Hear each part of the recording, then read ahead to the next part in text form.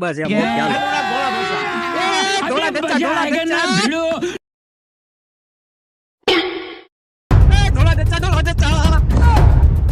એ, ધોળા ધચ્ચા, ધોળા ધચ્ચા. એ ભાઈ શું છે? અમદાવાદ જવું છે મારે. અમદાવાદ જવું છે? હાલ ધોળાથી મળી જાય, ધોળાથી તને મળી જાય. આ ધોળાથી હાલો છે કોઈ ધોળા ધચ્ચા, ધોળા ધચ્ચા. ધોળા જવું છે ને ભાઈ? બધું થઈ જાય. ધોળાની અમદાવાદ જવું. અરે ત્યાંથી બધું થઈ જાય સેટિંગ.